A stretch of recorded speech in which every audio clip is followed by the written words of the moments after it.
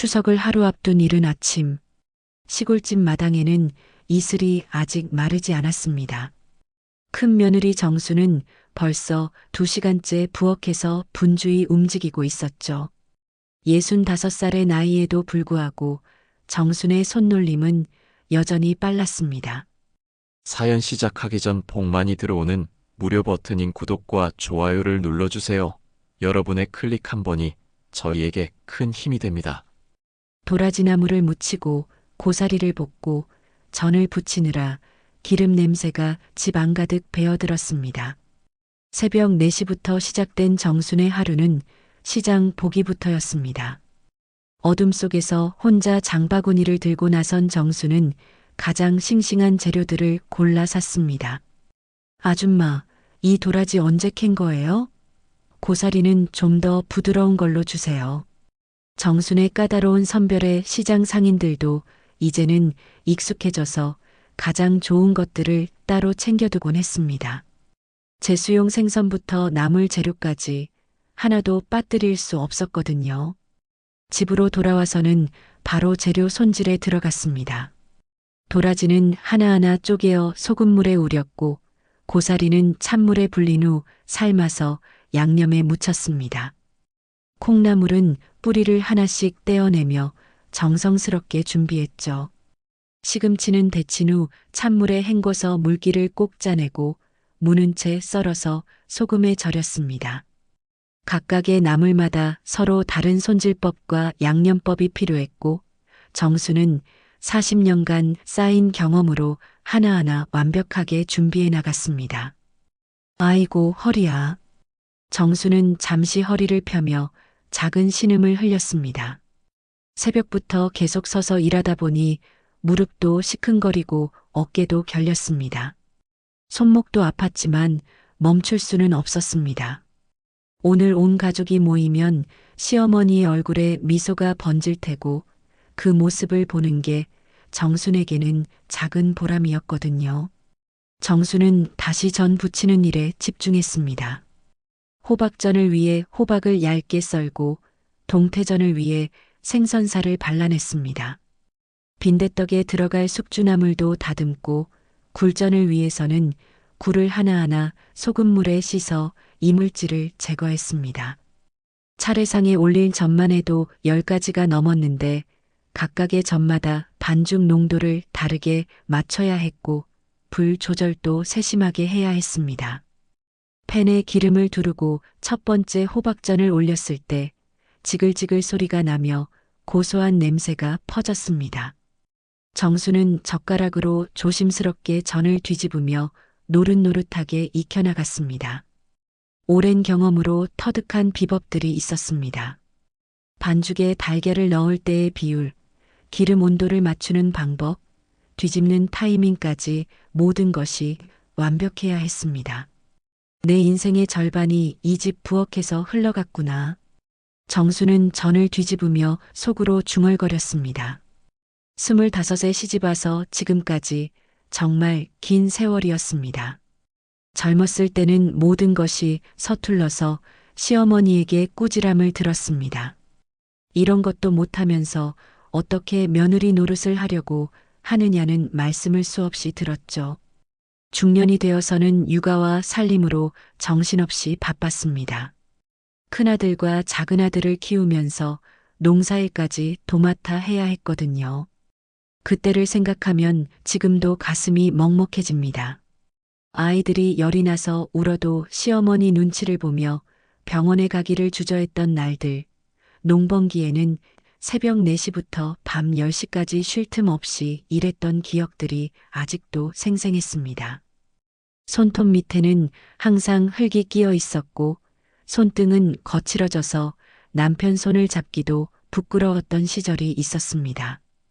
이제는 나이가 들어 몸은 불편해졌지만 여전히 이 집의 큰 며느리로서 해야 할 일들이 산더미 같았습니다. 명절 때마다 이렇게 혼자서 모든 준비를 해야 했고 제사 때도 집안 어른들이 오실 때도 항상 정순의 몫이었습니다.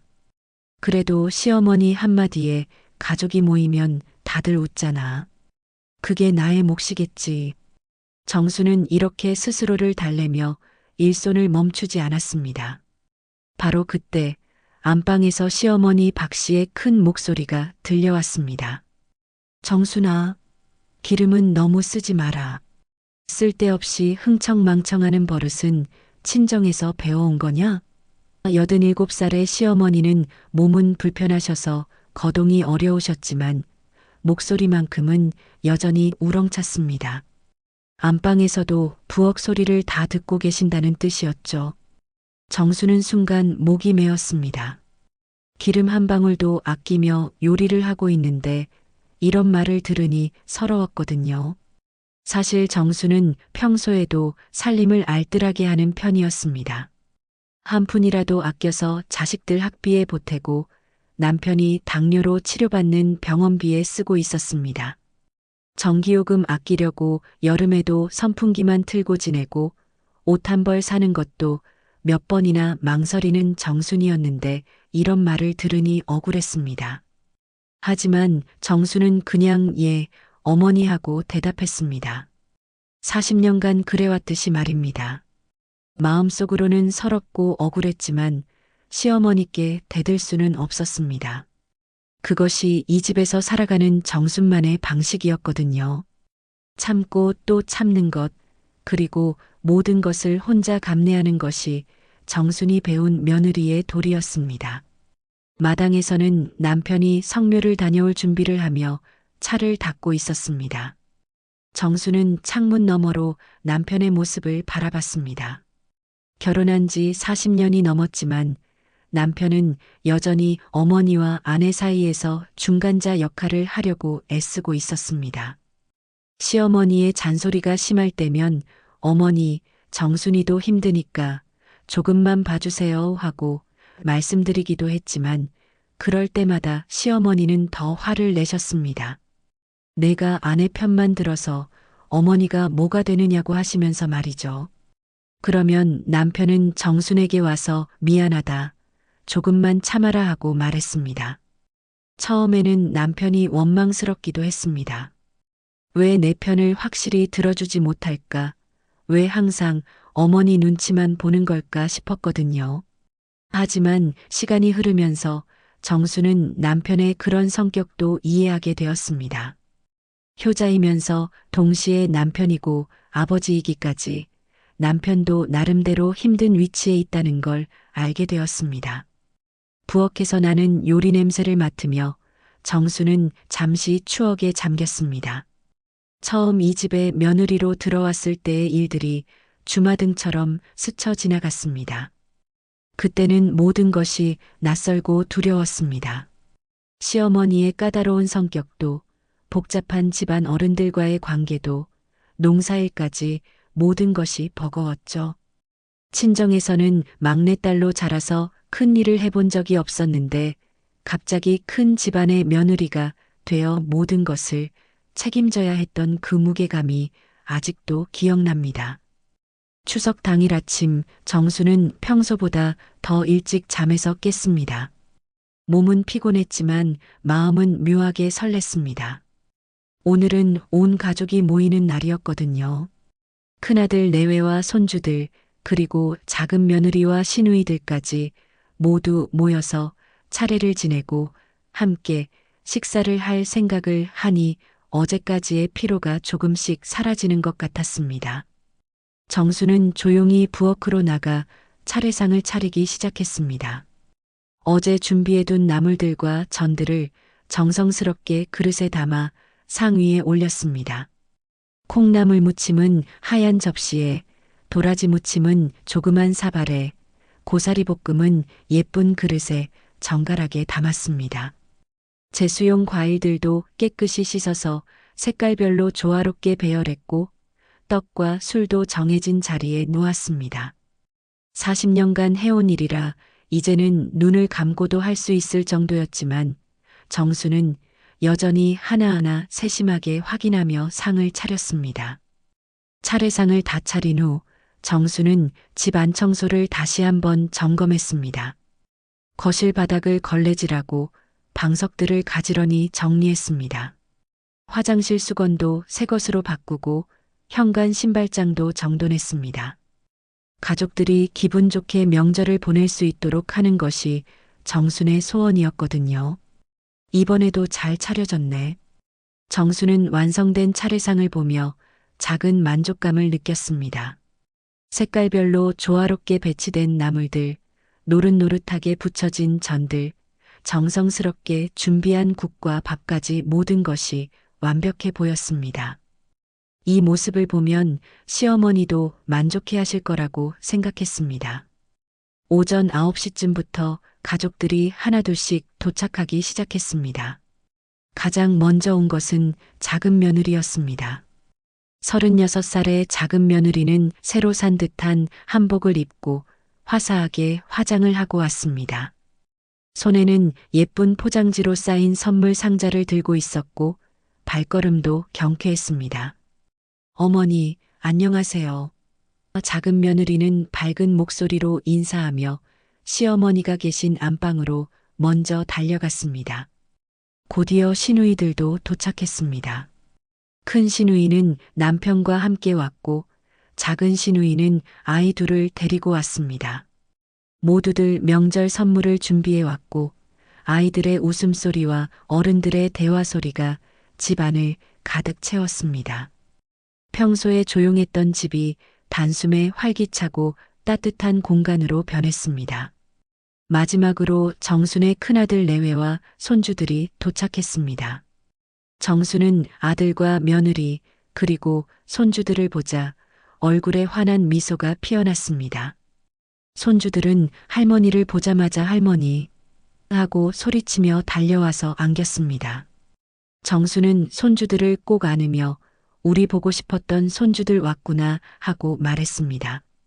그 순간만큼은 어제까지의 모든 피로가 사라졌습니다. 모든 가족이 모인 가운데 드디어 차례를 지낼 시간이 되었습니다. 정수는 평상복을 벗고 정장으로 갈아입었습니다. 몇 년 전에 백화점에서 할인받아 산 검은색 정장이었는데 명절 때만 입어서 아직 깨끗했습니다. 거울을 보며 머리를 단정히 빗고 약간의 화장을 했습니다. 평소에는 화장을 거의 하지 않았지만 오늘만큼은 예의를 차려야 한다고 생각했거든요. 립스틱도 발라보고 파우더도 발랐지만 거울 속의 정수는 여전히 피곤해 보였습니다. 밤새 준비하느라 눈 밑에 다크서클이 생겼고 나이가 들면서 생긴 주름들도 화장으로는 감출 수 없었습니다. 그래도 정수는 최선을 다해 단정하게 꾸몄습니다. 차례를 지내는 동안 정수는 조용히 뒤에서 모든 것을 챙겼습니다. 제주가 떨어지면 새로 따라드리고 향이 꺼지면 다시 피워드렸습니다. 절을 하는 순서가 헷갈리는 손주들에게는 조용히 알려주기도 했습니다. 가족들이 절을 할 때도 정수는 맨 뒤에서 정중히 절을 올렸습니다. 그 모습을 지켜보던 시어머니의 얼굴에는 잠깐 만족스러운 표정이 번졌습니다. 차례가 끝난 후 모든 가족이 거실에 둘러앉아 이야기를 나누고 있었습니다. 큰아들은 회사 얘기를 했고 작은 며느리는 아이들 교육 이야기를 했습니다. 시누이들은 서로의 근황을 물어봤고 손주들은 학교에서 있었던 재미있는 일들을 들려주었습니다. 정수는 그 모습을 흐뭇하게 바라보며 차나 음료수를 따라드렸습니다. 바로 그때였습니다. 시어머니가 갑자기 정순을 유심히 바라보더니 입을 열었습니다. 아이고, 다른 집 며느리들은 명절 때 반짝반짝하게 꾸미고 오던데. 처음에는 혼잣말처럼 작게 시작되었지만 시어머니의 목소리는 점점 커졌습니다. 우리 집 큰 며느리는 늙은 티만 잔뜩 나고 성의가 없어 성의가.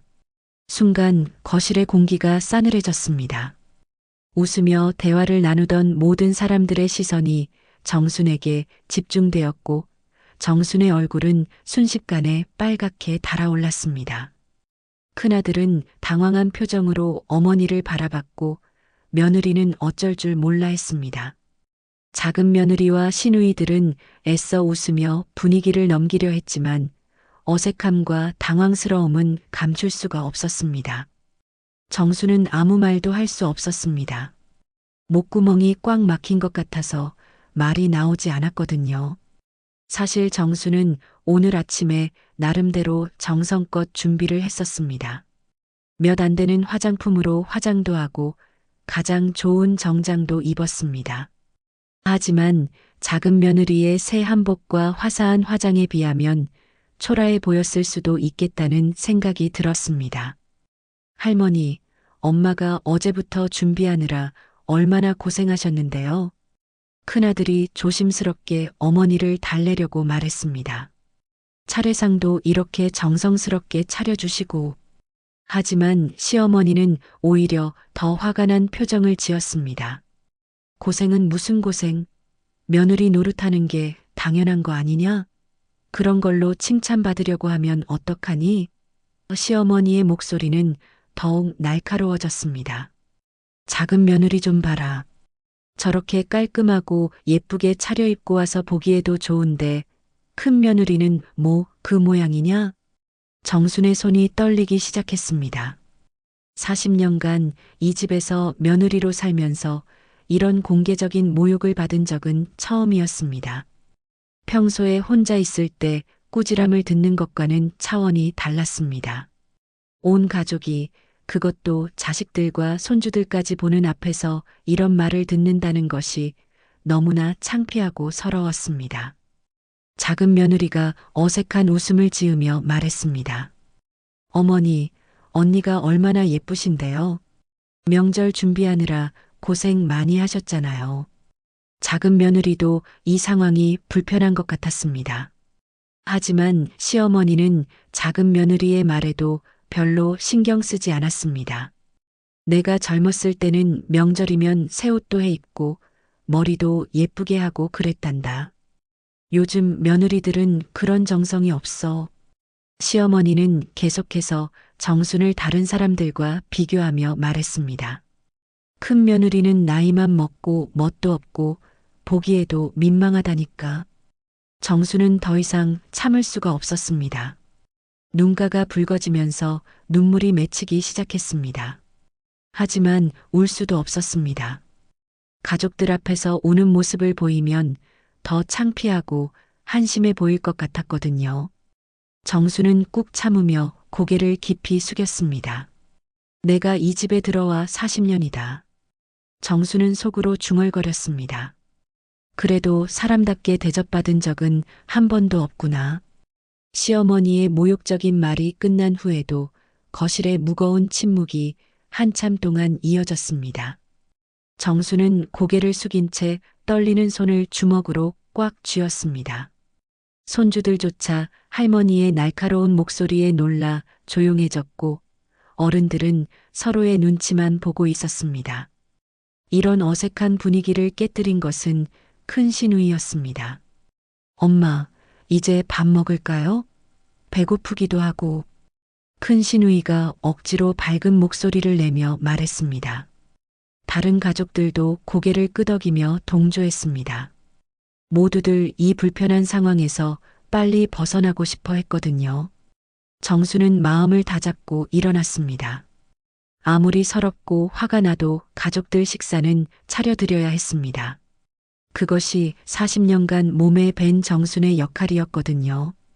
부엌으로 가서 미리 준비해둔 음식들을 큰 상에 차렸습니다. 갓 지은 흰쌀밥, 어제부터 끓인 갈비탕, 여러 가지 나물과 김치, 그리고 정성껏 부친 전들까지 푸짐한 상차림이 완성되었습니다.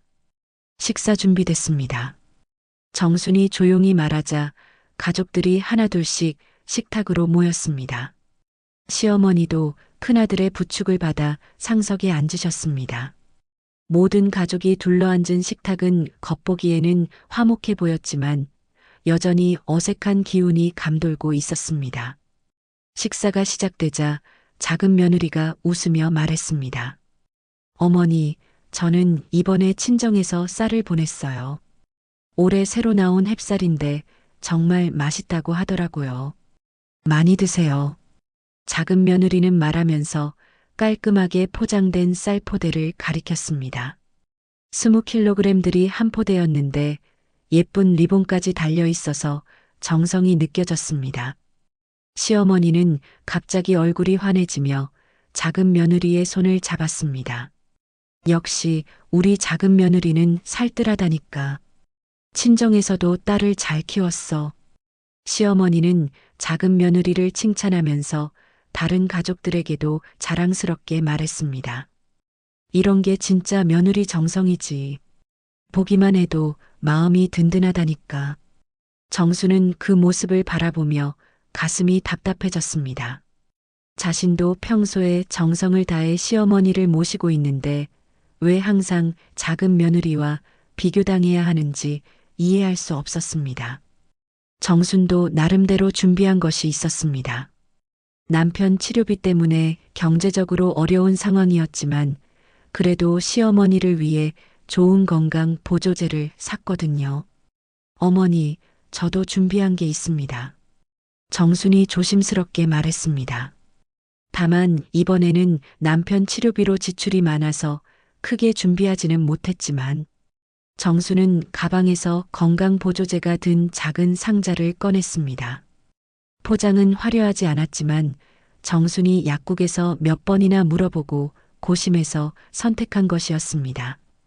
그런데 시어머니의 반응은 정순이 예상했던 것과는 정반대였습니다. 치료비는 무슨 치료비? 그깟 돈 때문에 제 사상을 소홀히 해? 시어머니의 목소리가 다시 날카로워졌습니다. 집안 체면을 말아먹을 작정이냐? 다른 사람들이 뭐라고 하겠어? 정순의 눈가가 붉어졌습니다. 남편의 당뇨 치료비가 얼마나 부담스러운지, 매달 병원비와 약값으로 얼마나 허리가 휘는지 시어머니는 모르시는 것 같았습니다. 정수는 생활비를 아껴가며 그 돈을 마련했는데 이런 식으로 무시당하니 너무 서러웠습니다. 큰아들이 어머니를 달래려고 했습니다. 어머니, 아버지 치료비가 정말 많이 들어가거든요. 당뇨 합병증 때문에 한 달에 약값만 해도. 하지만 시어머니는 아들의 말을 끊었습니다. 그런 핑계 대지 마라. 작은 며느리는 남편 직장도 별로 좋지 않으면서 이렇게 정성을 다하는데 큰 며느리는 뭐 하는 거냐? 시어머니는 정순을 쏘아보며 말했습니다. 마음가짐이 다르니까 행동도 다른 거야. 식탁의 분위기가 다시 차갑게 식었습니다. 손주들은 어른들의 대화를 이해하지 못했지만 할머니의 화난 목소리에 움츠러들었습니다. 작은 며느리도 이런 상황이 불편한 듯 어쩔 줄 몰라 했습니다. 식사가 어느 정도 마무리될 무렵 시어머니는 갑자기 손주들을 불러 세웠습니다. 하지만 이상했습니다. 작은 며느리의 아이들만 부른 것이었죠. 우리 예쁜 손주들 이리 와봐. 할머니가 용돈 줄게. 시어머니는 작은 며느리의 두 아이에게만 세뱃돈을 두둑히 쥐어주었습니다. 10,000원짜리 지폐가 여러 장 들어있는 봉투였습니다. 할머니 고마워요. 아이들은 기뻐하며 세뱃돈을 받았습니다. 그런데 정순의 손주들은 그저 바라보기만 하고 있었습니다. 시어머니는 정순의 손주들에게는 눈길도 주지 않았거든요. 정순의 큰손자가 조용히 물었습니다. 할머니, 저희는 안 주세요? 그 순간 시어머니의 표정이 싸늘해졌습니다. 이 집대는 작은 며느리 손으로 이어져야지. 큰 며느리 집 애들은 하는 꼴 보니 글렀다. 이 말을 들은 정순의 아들 부부와 손주들이 굳은 표정으로 고개를 숙였습니다. 특히 정순의 며느리는 얼굴이 빨갛게 달아올랐고 손주들은 무엇이 잘못된 건지 몰라 어리둥절한 표정을 지었습니다. 10살짜리 손자는 눈에 눈물이 고였고 8살짜리 손녀는 엄마 품에 파고들었습니다. 그 순간 정순이 더 이상 참을 수 없다는 듯이 숟가락을 탁 하고 내려놓았습니다. 식탁이 흔들리며 그릇들이 덜컹거렸고 모든 사람들의 시선이 정순에게 집중되었습니다. 정순의 얼굴은 창백했지만 눈에는 지금까지 보지 못했던 강한 의지가 타오르고 있었습니다. 어머니, 왜 제 자식들을 그렇게 차별하십니까? 정순의 목소리는 떨렸지만 또렷했습니다. 저는 이 집을 위해 젊음을 다 바쳤는데 이제 와서 이런 모욕을 받아야 합니까?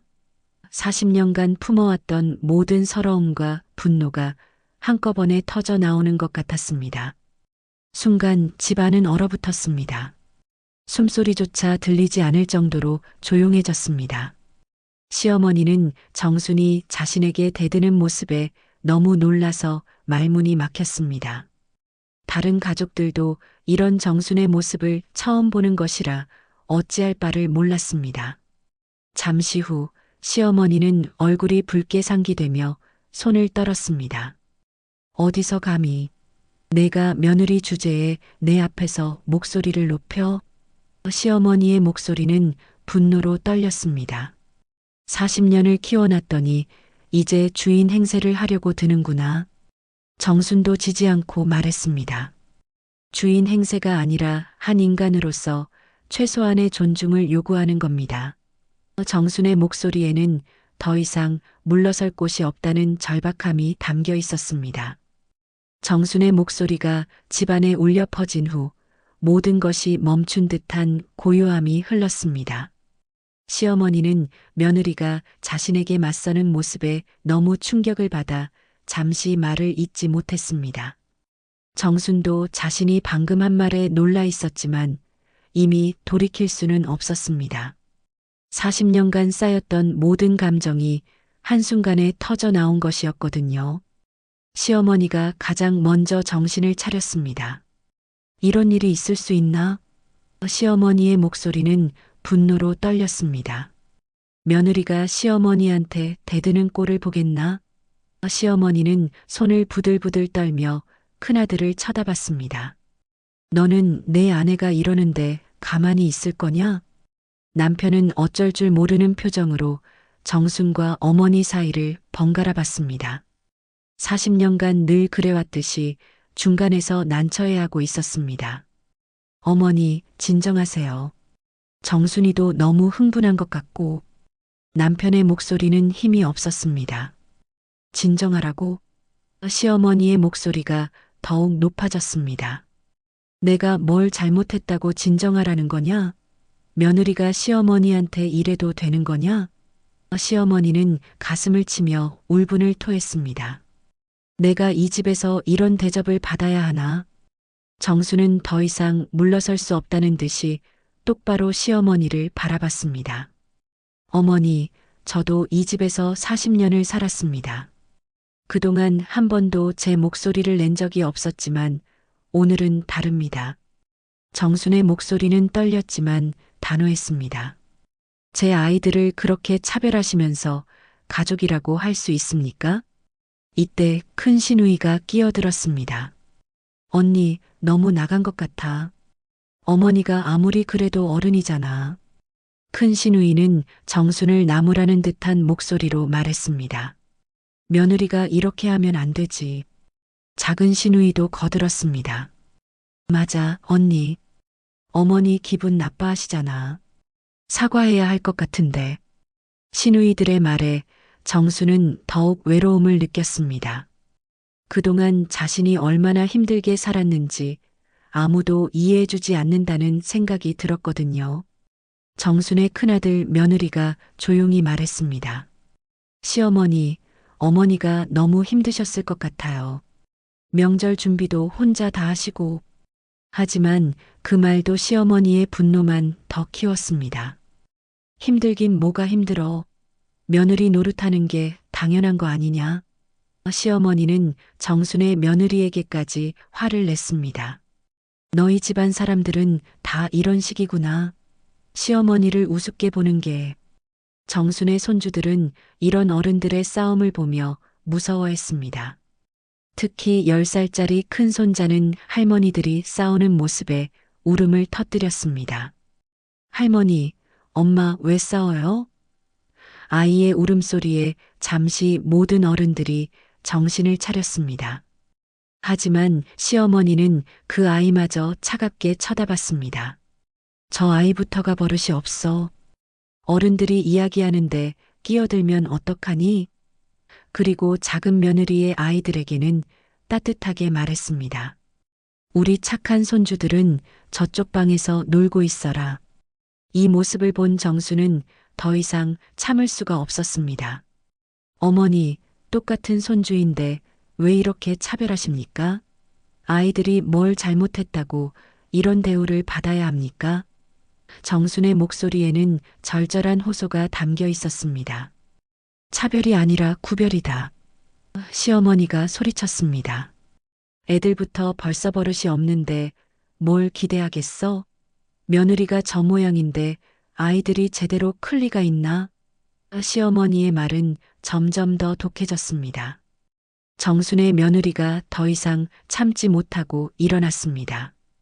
시어머니, 아무리 그래도 아이들 앞에서는. 하지만 시어머니는 그 말도 막았습니다. 너도 조용히 해.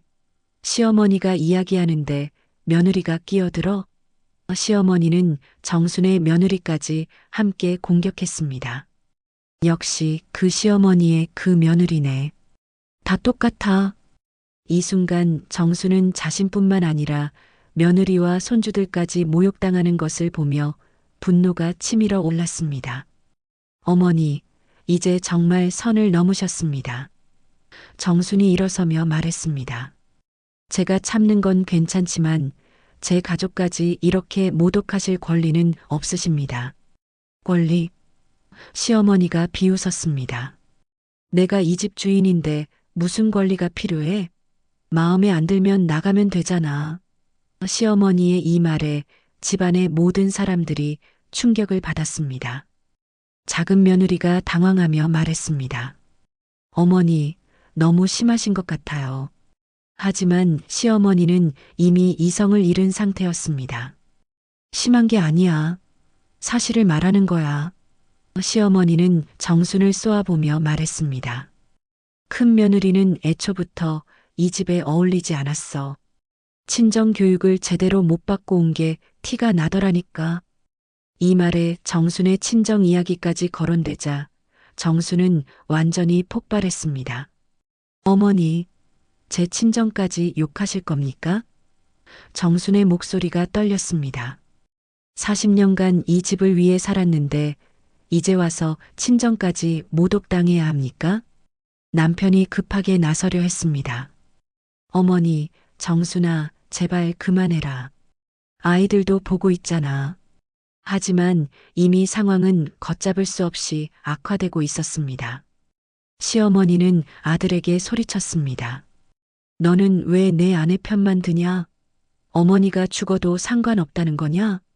그리고 다시 정순에게 돌아서서 말했습니다. 내가 뭐가 대단하다고 이 집에서 목소리를 높여? 먹여주고 재워주고 키워준 게 누군데? 키워준 게 아니라 제가 이 집을 키웠습니다. 정순이 마침내 터뜨렸습니다. 농사일부터 집안일까지, 아이들 키우는 것부터 어른들 모시는 것까지 제가 안 한 일이 뭐가 있습니까? 정순의 목소리에는 40년간의 한이 모두 담겨 있었습니다. 그런 게 당연한 거 아니냐? 시어머니도 지지 않았습니다. 며느리가 해야 할 일을 했다고 자랑하려고 하느냐? 바로 그때 정순의 작은 아들이 급하게 집에 도착했습니다. 밖에서도 들릴 정도로 큰 소리가 나자 놀라서 뛰어온 것이었습니다. 무슨 일이에요? 작은 아들은 집안의 험악한 분위기를 보고 당황했습니다. 시어머니는 작은 아들을 보자 마치 구세주를 만난 것처럼 울음을 터뜨렸습니다.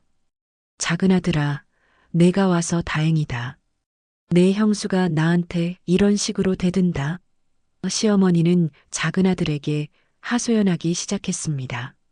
40년 키워놨더니 이제 시어머니를 무시해. 정수는 시어머니가 사실을 왜곡해서 말하는 것을 보며 더욱 절망감을 느꼈습니다. 이 집에서는 아무리 진실을 말해도 자신의 편이 되어줄 사람이 없다는 것을 깨달았거든요. 작은 아들은 집안의 험악한 분위기를 파악하고 나서 어머니와 형수 사이를 오가며 상황을 정리하려고 애썼습니다. 어머니, 무슨 일이 있었는지 차근차근 말씀해 주세요. 작은 아들의 목소리는 조심스러웠지만 시어머니는 이미 흥분 상태에서 벗어날 수 없었습니다. 무슨 일이긴 무슨 일이야. 시어머니는 작은 아들의 팔을 붙잡고 울먹였습니다. 내 형수가 나한테 대들면서 소리를 질러댔어. 40년을 정성껏 키워놨더니 이제 시어머니를 무시한다. 시어머니의 말은 점점 더 과장되어 갔습니다. 내가 뭔 잘못을 했다고 이런 대접을 받아야 하니? 정수는 시어머니가 사실을 왜곡하는 것을 듣고 있을 수가 없었습니다. 제가 언제 어머니께 소리를 질렀습니까? 저는 단지 제 아이들을 차별하지 말아달라고 말씀드린 것뿐입니다. 정순의 목소리에는 억울함이 가득했습니다. 손주들 앞에서 저희 가족을 모욕하시면서 제가 가만히 있어야 합니까? 작은 아들은 형수의 말을 듣고 나서야 상황을 조금 이해할 수 있었습니다. 평소에 어머니가 큰형수에게 까다롭게 굴던 것을 알고 있었거든요. 하지만 어머니 앞에서 형수 편을 들 수는 없는 노릇이었습니다. 형수님, 어머니가 화나셨으니까 일단 사과부터 드리시면 어떨까요? 사과? 정순의 목소리가 떨렸습니다. 제가 뭘 잘못했다고 사과를 해야 합니까? 40년간 이 집을 위해 희생하면서 살았는데 한 번도 고맙다는 말 한마디 못 들었습니다. 정순의 감정이 폭발하기 시작했습니다. 이제 와서 저희 가족을 차별하고 모욕하시는데도 제가 참아야 합니까? 큰아들이 아내를 말리려고 했습니다. 정순아, 제발 진정해. 어머니 기분 상하시잖아. 하지만 정순은 남편의 말에 더욱 실망했습니다. 당신도 그런 말밖에 못하세요? 정순이 남편을 바라보며 말했습니다. 40년간 당신 어머니와 당신 형제들 뒷바라지하며 살았는데 한 번도 제 편이 되어주신 적이 없으셔요. 정순의 목소리에는 남편에 대한 원망까지 섞여 있었습니다. 남편은 어쩔 줄 모르는 표정으로 중얼거렸습니다. 내가 어떻게 해야 할지 모르겠네. 그의 우유부단한 모습에 정수는 더욱 절망감을 느꼈습니다. 시어머니는 이런 상황을 보며 더욱 화가 났습니다. 저것 봐라. 이제는 남편한테까지 대든다. 시어머니가 작은 아들에게 하소연했습니다. 저런 며느리를 둔 게 내 팔자야. 어떻게 저런 사람이 우리 집 며느리가 됐을까? 작은 며느리가 어색하게 끼어들었습니다. 어머니, 모두 다 가족인데 너무 심하게 말씀하시는 것 같아요. 하지만 시어머니는 작은 며느리의 말도 듣지 않았습니다. 너도 조용히 해. 이런 일에 끼어들지 마. 시어머니의 감정은 이미 통제불능 상태였습니다. 큰 며느리 때문에 이 집안이 완전히 망가졌어. 정순의 손주들은 어른들의 싸움이 점점 더 심해지는 것을 보며 무서워서 울기 시작했습니다.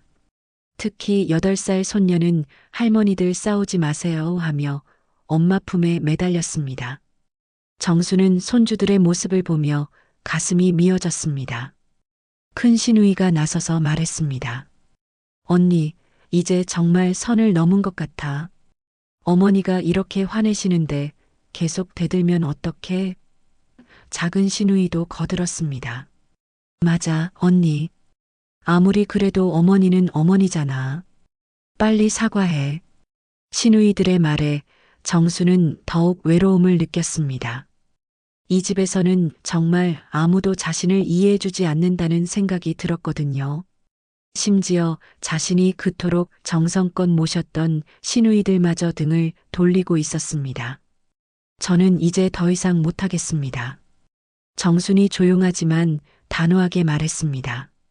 40년간 참고 또 참으며 살았지만 오늘로 끝입니다. 정수는 일어나서 자신의 가방을 가져왔습니다. 제가 이 집을 떠나겠습니다. 이 말에 모든 사람들이 놀랐습니다. 남편이 급하게 말했습니다. 정순아, 무슨 소리야? 흥분해서 하는 말이지? 하지만 정순의 표정은 진지했습니다. 흥분해서 하는 말이 아닙니다. 정순이 남편을 똑바로 바라보며 말했습니다. 저는 더 이상 이 집에서 모욕당하며 살 수 없습니다. 제 아이들과 손주들까지 차별받는 것을 보고 있을 수 없어요. 시어머니는 정순의 말을 듣고 더욱 화가 났습니다. 그래, 떠나라고. 시어머니가 소리쳤습니다. 이런 며느리 필요 없어. 처음부터 우리 집에 어울리지 않았다니까. 어머니, 큰아들이 어머니를 말리려 했지만 시어머니는 멈추지 않았습니다. 뭐 어머니야. 내 아내가 이렇게 나오는데 내가 뭘 할 수 있어? 시어머니의 목소리는 히스테리에 가까웠습니다. 차라리 이런 며느리는 없는 게 나아. 정수는 시어머니의 말을 듣고 마음속으로 결심을 굳혔습니다. 그동안 이 집을 위해 희생하며 살았지만 이제는 정말 한계였습니다. 자신의 존재 가치를 완전히 부정당하는 기분이었거든요. 알겠습니다. 정순이 차분하게 말했습니다. 그럼 제가 이 집을 떠나겠습니다. 더 이상 어머니께 부담을 드리지 않겠어요. 정수는 가방 속에 몇 벌 안 되는 옷가지들을 넣기 시작했습니다. 큰아들 며느리가 시어머니를 말렸습니다. 어머니, 너무하세요. 이렇게 하시면. 하지만 정순이 며느리의 말을 막았습니다. 괜찮아요. 저도 이제 지쳤어요. 정순의 목소리에는 깊은 체념이 담겨 있었습니다.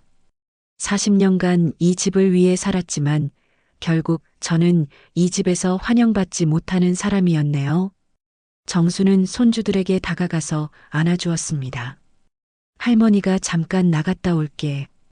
너희들은 착하게 지내고 있어. 손주들은 할머니가 왜 나가시는지 이해할 수 없어서 더욱 울었습니다. 할머니, 어디 가세요? 저희도 같이 갈래요. 큰 손자가 정순의 치마를 붙잡고 울었습니다. 정순은 눈물을 참으며 손자를 달랬습니다. 할머니는 조금 쉬고 올 거야. 너희들은 엄마 아빠랑 집에 있어야 해. 하지만 정순 자신도 언제 돌아올 수 있을지 알 수 없었습니다. 그날 저녁 정순은 작은 가방 하나만 들고 집을 나섰습니다. 뒤에서는 시어머니의 통곡 섞인 목소리가 들려왔습니다. 저런 싸가지 없는 며느리를 둔 게 내 팔자지. 저 집안은 망했어. 남편은 아무 말도 하지 않았습니다. 정수는 그런 남편의 모습에 마지막 기대마저 포기했습니다. 정수는 방 구석에 앉아 눈물을 흘리며 자신의 지난 삶을 돌아봤습니다. 이 집에선 내가 아무리 애써도 결국 손가락질 받는 존재구나. 더는 못 버티겠다. 내 인생 내가 지켜야지. 집을 나선 정수는 마을 버스 정류장에 홀로 앉아 있었습니다. 가을밤 공기는 차가웠고 가로등 아래 정순의 그림자는 길게 늘어져 있었습니다. 손에 들고 나온 작은 가방이 초라해 보였지만 정순의 마음은 오히려 조금씩 가벼워지고 있었습니다. 40년 만에 처음으로 자신의 의지대로 행동한 것이었거든요. 정수는 휴대폰을 꺼내 친정 언니에게 전화를 걸었습니다. 언니 나야. 혹시 오늘 밤 언니 집에 있어도 될까? 친정 언니는 정순의 목소리가 평소와 다르다는 것을 금방 알아챘습니다. 무슨 일 있었어? 목소리가 이상한데? 정수는 그제야 울음이 터질 것 같았지만 꾹 참았습니다. 이따 가서 얘기할게. 친정 언니 집으로 가는 택시 안에서 정수는 창밖을 바라보며 생각에 잠겼습니다. 지나가는 거리의 불빛들, 늦은 시간에도 환하게 켜진 상점들, 그리고 자유롭게 거리를 걸어가는 사람들을 보니 문득 자신도 저렇게 자유로울 수 있다는 생각이 들었습니다. 그동안 시댁의 울타리 안에서만 살았던 자신이 이렇게 밖으로 나와 있다는 것이 신기하기까지 했습니다. 친정 언니는 정순을 보자마자 깜짝 놀랐습니다. 어머, 정순아. 무슨 일이야? 언니의 따뜻한 목소리를 듣자 정순은 더 이상 참을 수가 없었습니다. 40년간 쌓았던 모든 서러움이 한꺼번에 쏟아져 나왔습니다. 언니, 나 정말 힘들었어. 정순은 언니의 품에서 어린아이처럼 울었습니다. 언니는 정순을 달래며 따뜻한 차를 끓여주었습니다. 천천히 얘기해봐. 무슨 일이 있었는지. 정수는 오늘 있었던 일들을 하나씩 언니에게 털어놓았습니다. 시어머니의 모욕적인 말들, 손주들에 대한 차별, 그리고 아무도 자신의 편이 되어주지 않았다는 외로움까지 모든 것을 말했습니다. 언니는 정순의 이야기를 다 들은 후 한숨을 깊게 쉬었습니다. 정순아, 너 정말 많이 참았구나. 나도 몰랐어. 언니의 눈에도 눈물이 맺혔습니다. 40년간 그렇게 살았다니. 너무 고생했다. 언니, 나 뭘 잘못한 걸까? 정순이 물었습니다. 정말 열심히 살았는데 왜 인정받지 못할까? 언니는 정순의 손을 꼭 잡고 말했습니다. 너는 아무것도 잘못하지 않았어. 너무 착하게만 살았을 뿐이야. 그날 밤 정수는 오랜만에 푹 잤습니다. 시댁에서는 항상 새벽에 일어나야 한다는 부담감 때문에 깊이 잠들지 못했는데 이날 밤만큼은 정말 편안했습니다. 아침에 일어나 보니 언니가 정성스럽게 아침 식사를 준비해 놨습니다. 언니 고마워. 너무 신경 쓰게 해서 미안해. 뭐가 미안해. 우리가 남인가. 언니는 정순에게 밥을 떠주며 말했습니다. 정순아, 너는 이제 내 인생을 살아야 해. 40년간 남을 위해서만 살았잖아. 언니의 말에 정순은 깊이 생각해 봤습니다. 정말 그동안 자신을 위해 산 적이 있었나 싶었습니다. 며칠 후 정순은 언니와 함께 동네를 산책하며 이야기를 나눴습니다. 언니, 나 이제 뭘 해야 할까? 정순의 목소리에는 앞으로에 대한 두려움과 기대가 섞여 있었습니다. 너는 뭘 하고 싶어? 언니가 되물었습니다. 정순은 잠시 생각해 봤습니다. 그동안 자신이 뭘 하고 싶은지 생각해 본 적이 없었거든요. 모르겠어. 그동안 내가 뭘 원하는지 생각해 본 적이 없어. 정순의 대답에 언니가 웃었습니다. 그럼 지금부터 천천히 찾아보면 되잖아. 아직 늦지 않았어. 언니의 격려에 정수는 조금씩 용기를 얻기 시작했습니다. 정수는 언니 집 근처 도서관에 가보기로 했습니다. 젊었을 때 책 읽기를 좋아했는데 시집 온 후로는 책을 읽을 시간이 없었거든요. 도서관에서 만난 여러 책들, 특히 중년 여성들의 새로운 시작에 관한 책들을 읽으며 정수는 많은 생각을 했습니다. 한편 시댁에서는 정순이 떠난 후 집안이 완전히 뒤바뀌었습니다. 그동안 정순이 해왔던 모든 일들을 다른 사람들이 나누어 해야 했거든요. 작은 며느리는 시어머니 수발을 들어야 했고 시누이들은 번갈아 가며 집안일을 도와야 했습니다. 하지만 정순만큼 세심하고 정성스럽게 하는 사람은 없었습니다. 특히 시어머니는 정순이 없으니 생활이 많이 불편했습니다. 약 챙겨주는 사람도 식사를 세심하게 준비해주는 사람도 없었습니다. 작은 며느리는 직장이 있어서 매일 올 수도 없었고 시누이들도 각자의 살림이 있어서 계속 도와줄 수는 없는 노릇이었습니다. 그러던 중 정순의 큰아들이 어머니를 찾아왔습니다. 엄마, 집에 돌아오세요.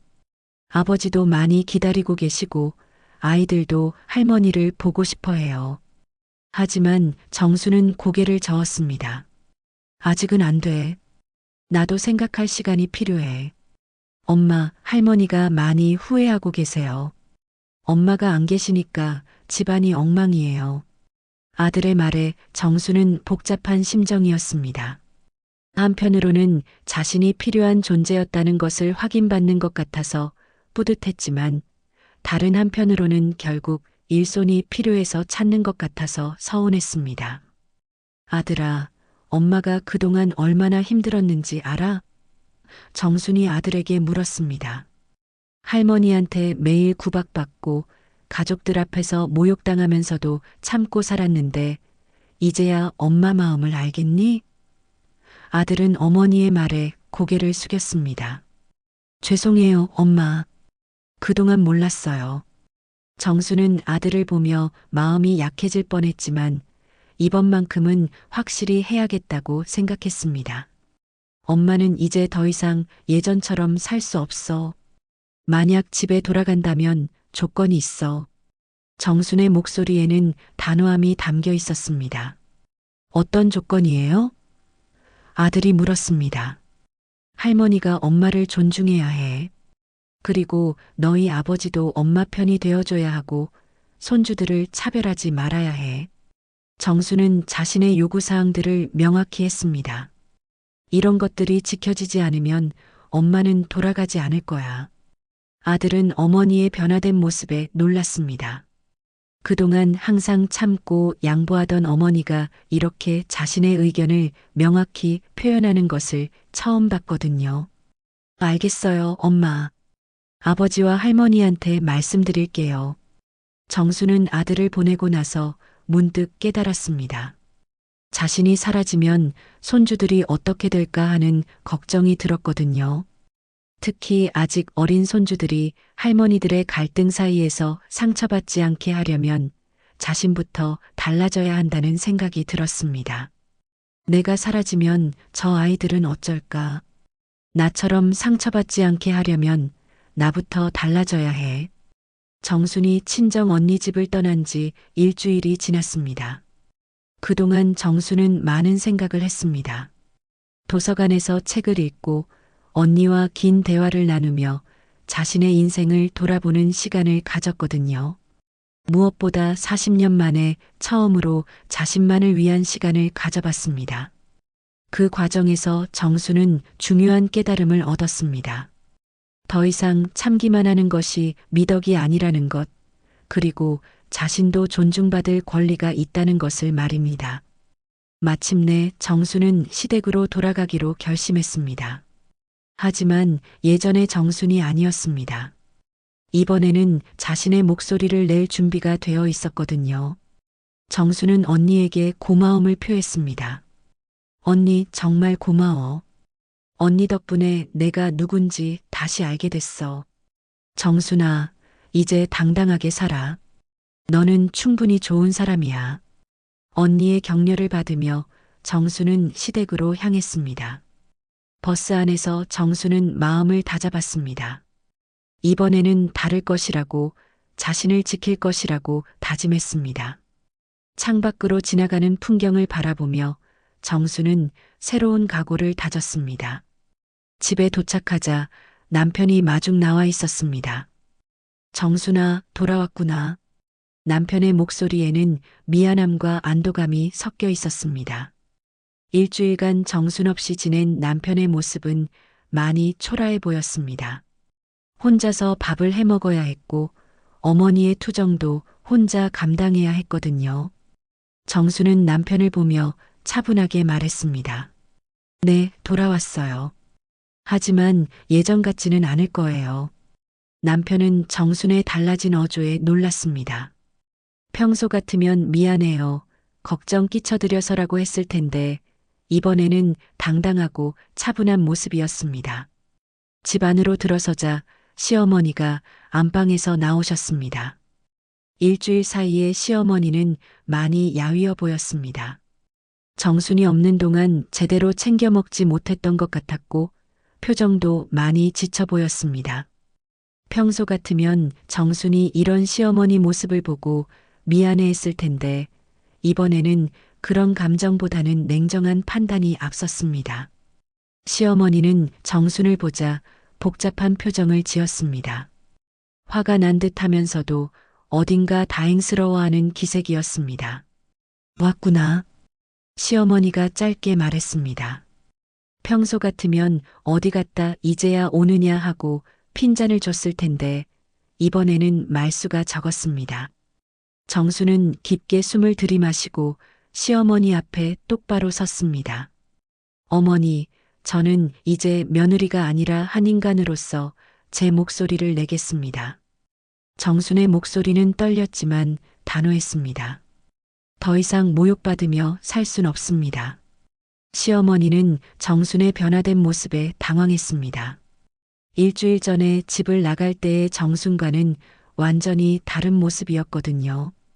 그때는 감정이 폭발해서 나간 것 같았는데 지금은 차분하면서도 확고한 의지가 느껴졌습니다. 뭐라고? 내가 감히 나한테 대들어? 하지만 이번 정순의 태도는 완전히 달랐습니다. 화를 내거나 대결하려는 것이 아니라 침착하고 단호했습니다. 대드는 게 아닙니다. 어머니. 정순이 차분히 말했습니다. 저는 40년간 이 집을 위해 최선을 다했습니다. 새벽부터 밤늦게까지 명절이든 제사든 한 번도 빠진 적 없이 이 집을 지켜왔어요. 정수는 계속해서 자신의 마음을 표현했습니다. 농사일도 도왔고 시댁 어른들 모시는 일도 소홀히 하지 않았어요.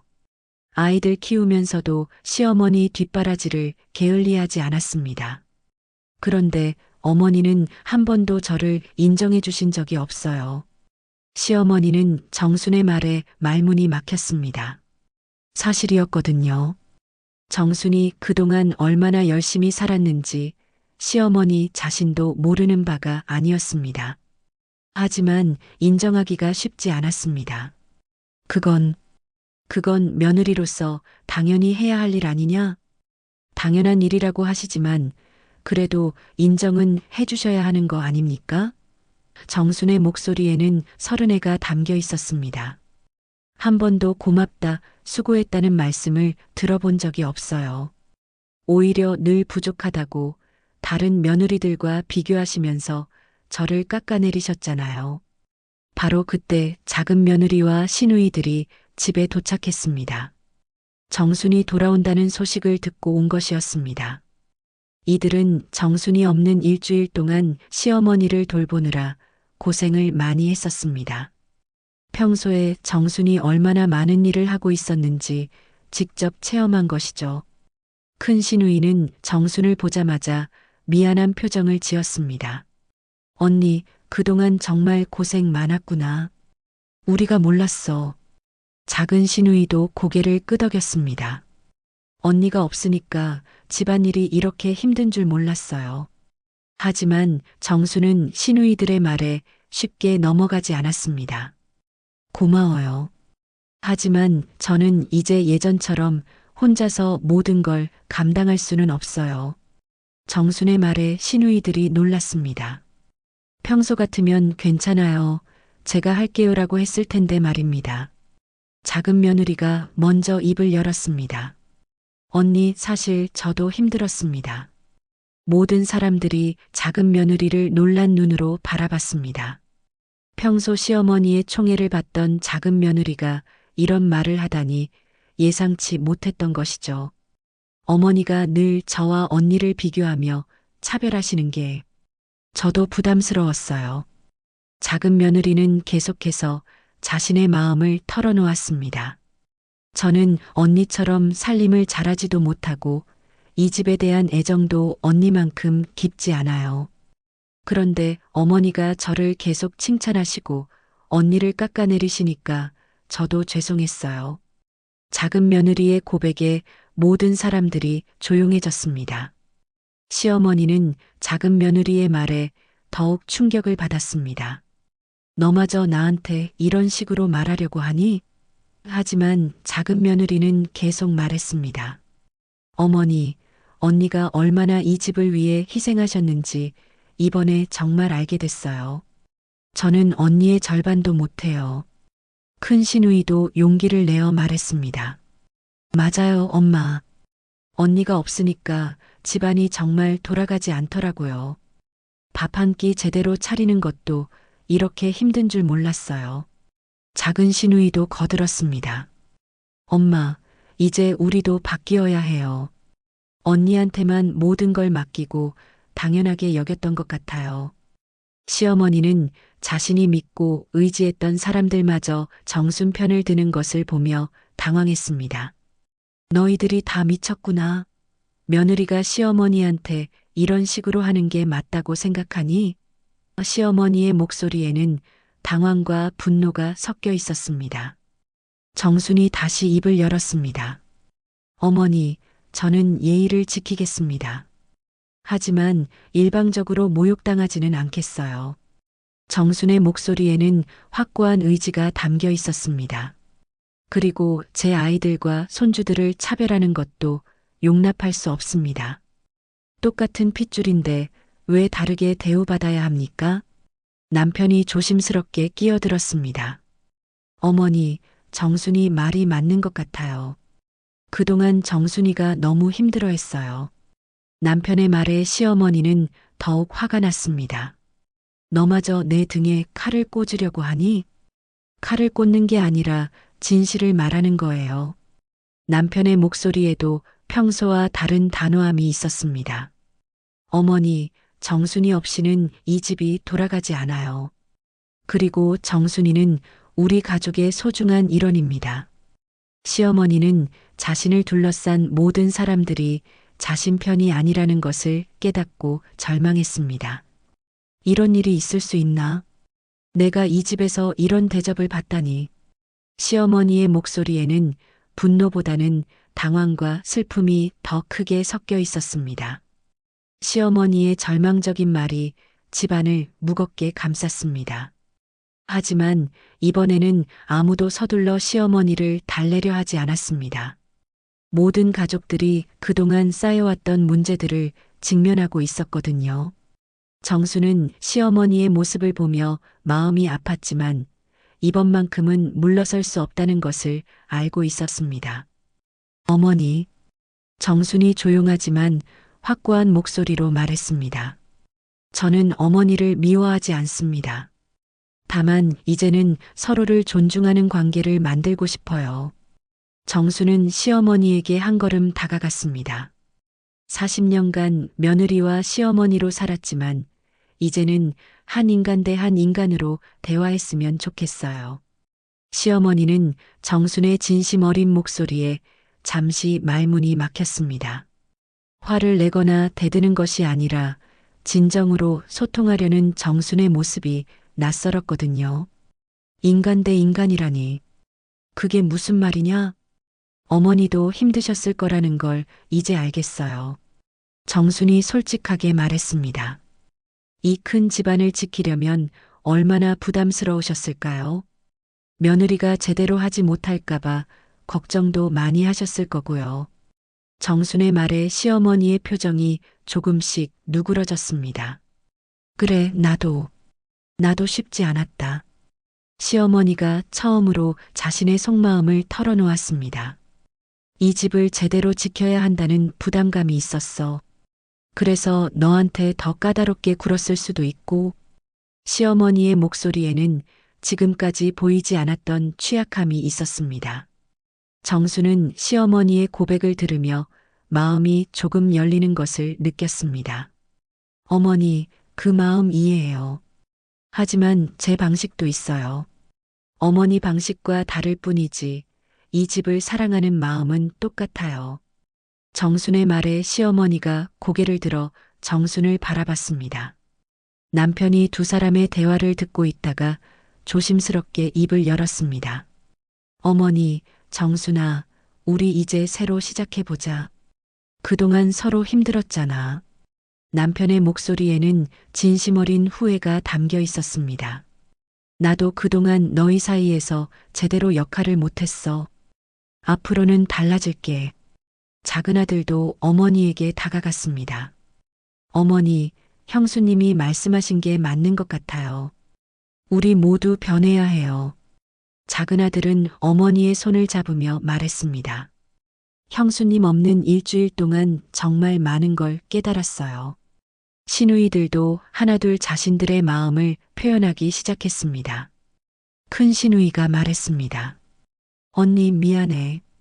그동안 모든 걸 언니한테만 맡기고 당연하게 여겼어. 작은 시누이도 눈물을 글썽이며 말했습니다. 언니가 얼마나 혼자 버텨왔는지 이제야 알겠어요. 작은 며느리는 정순에게 깊게 고개를 숙였습니다. 언니 정말 죄송해요. 저도 모르게 어머니 편에서 언니를 힘들게 했을 수도 있어요. 작은 며느리의 진심 어린 사과에 정수는 마음이 따뜻해졌습니다. 괜찮아요. 우리 모두 각자의 자리에서 최선을 다한 거예요. 정순이 작은 며느리의 손을 잡으며 말했습니다. 앞으로는 서로 도우며 살아가요. 시어머니는 자신을 둘러싼 가족들의 모습을 보며 많은 생각에 잠겼습니다. 그동안 자신이 옳다고 믿어왔던 것들이 흔들리기 시작했습니다. 내가 너무 고집스럽게 살았나 보다. 시어머니의 목소리는 작고 떨렸습니다. 정순이 시어머니 곁으로 가서 앉았습니다. 어머니, 고집스러운 게 아니라 이 집을 지키려고 애쓰신 거죠. 다만 방법이 달랐을 뿐이에요.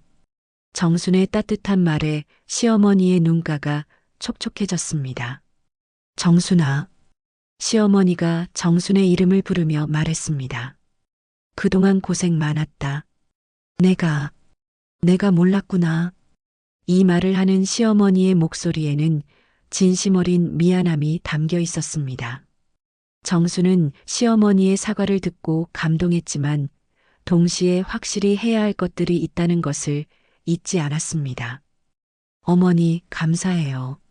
하지만 몇 가지는 꼭 지켜주셔야 해요. 정순의 목소리는 부드러우면서도 단호했습니다. 손주들을 차별하지 말아주세요. 모두 똑같은 우리 가족의 아이들이에요. 정순의 첫 번째 요구에 시어머니가 고개를 끄덕였습니다. 그리고 저를 다른 며느리와 비교하며 깎아내리지 말아주세요. 각자의 장점이 있는 거니까요. 알겠다. 시어머니가 정순을 바라보며 말했습니다. 앞으로는 너를 존중하마. 이 말을 하는 시어머니의 모습에서 정순은 진심을 느낄 수 있었습니다. 며칠 후 정수는 친정 언니를 만나 그동안 있었던 일들을 이야기했습니다. 언니, 정말 많이 변했어. 시어머니도 우리 집 분위기도. 정순의 얼굴에는 오랜만에 평온한 미소가 떠올랐습니다. 다행이다. 내가 용기를 내길 잘했어. 언니는 정순의 변화된 모습을 흐뭇하게 바라봤습니다.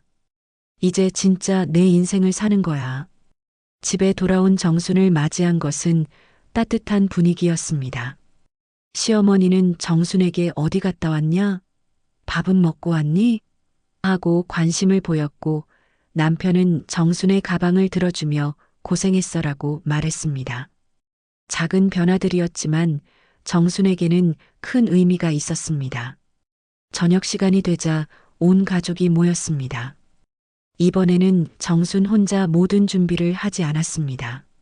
작은 며느리는 반찬을 가져왔고 시누이들은 과일을 준비했습니다. 남편도 설거지를 도왔고 시어머니는 손주들에게 차별 없이 똑같은 관심을 보였습니다. 식사 도중 시어머니가 정순에게 말했습니다. 정순아, 이 나물 정말 맛있게 했네. 어떻게 이렇게 맛있게 하냐? 평소 같으면 너무 짜다 또는 간이 안 맞다고 했을 텐데 이번에는 진심으로 칭찬해 주었습니다. 정수는 시어머니의 칭찬에 마음이 따뜻해졌습니다. 어머니께 배운 대로 한 거예요. 어머니가 잘 가르쳐 주셔서 그래요. 정순의 겸손한 대답에 시어머니도 미소를 지었습니다.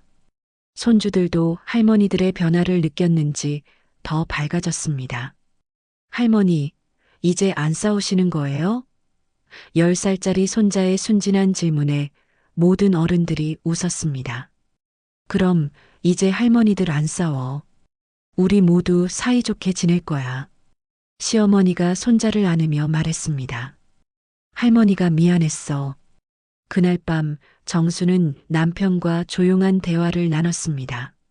여보, 이제라도 깨달아서 다행이에요. 정순의 말에 남편이 고개를 끄덕였습니다. 정순아, 정말 미안해. 앞으로는 내 편이 되어줄게. 편을 드는 게 아니라 서로 이해하는 거죠.